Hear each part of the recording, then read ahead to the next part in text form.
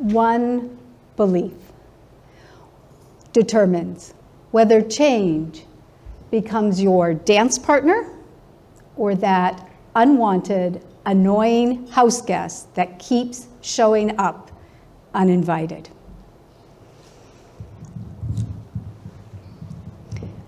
It was January. I was 26 years old, alone. Well, except for my dog, in the Delta Hotel in Winnipeg, fresh off a flight from Halifax.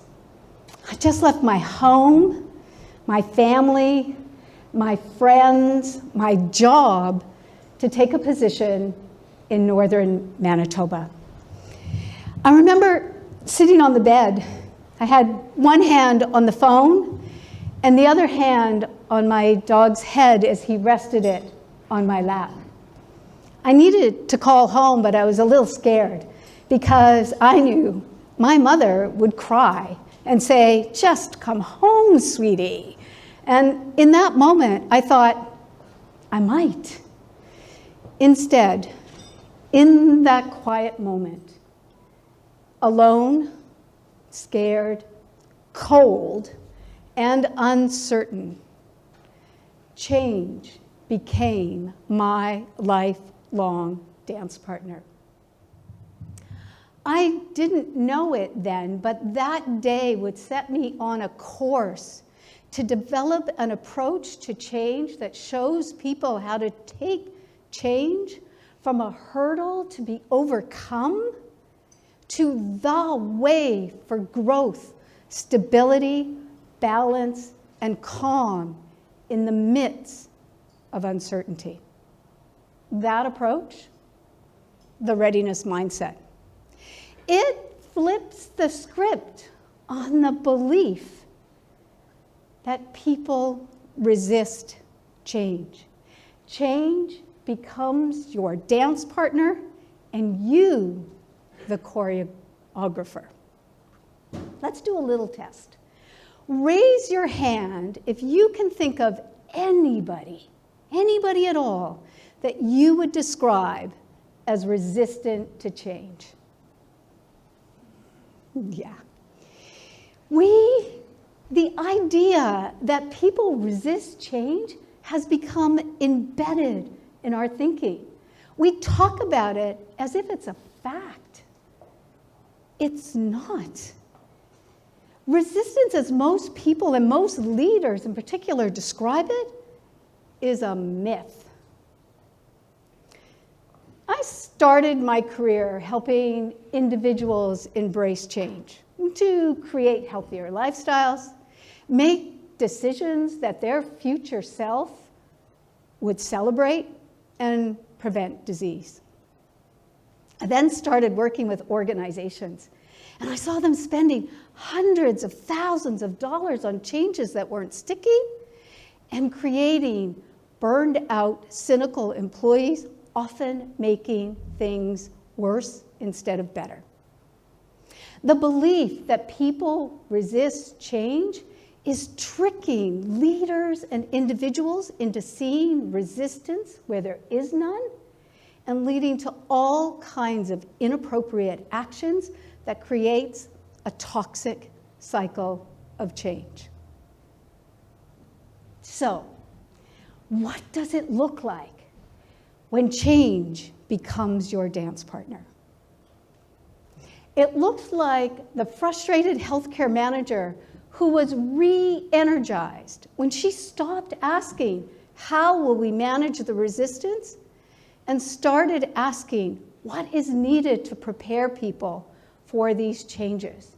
She discovered that a critical group in her organization's transformation were not resistant, but their perceived capability was too low. By learning and introducing 2 new steps, those individuals raised their perceived capability and became leaders in the organization's transformation.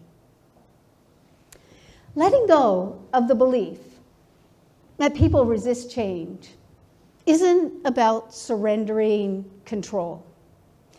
It isn't about passively following. It's about tuning in. As a leader or a consultant, you're not out there in front expecting people to follow. You're aligning with the level of readiness of the people that will make those changes real. That's what one IT director discovered. Months after they'd implemented a new system in one department, the employees were still struggling. Change felt like a battle. When it came time to implement that same system in another department, we'd spent some time together. He paused, listened, aligned to the level of readiness of those employees, letting them take the lead.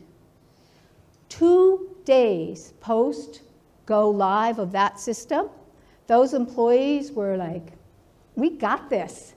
And moreover, they were energized to take on other changes the organization needed to make.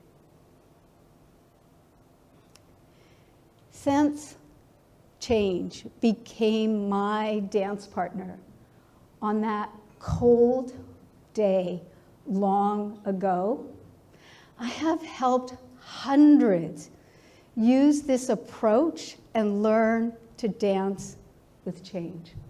And I have seen the profound effect that it can have on organizations and individuals, sometimes in just one conversation.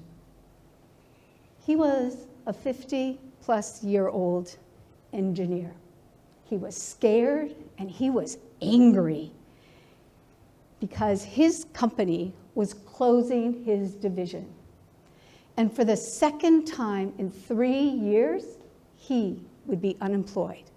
And he'd just come back from a 2-year leave of absence where he'd gone back to school. He thought, nobody is going to hire me. Through our conversation, he learned one dance step that took his stress level from a 9 to a 4. He reclaimed his narrative. Reframing his story, he found strengths and options that he couldn't see before.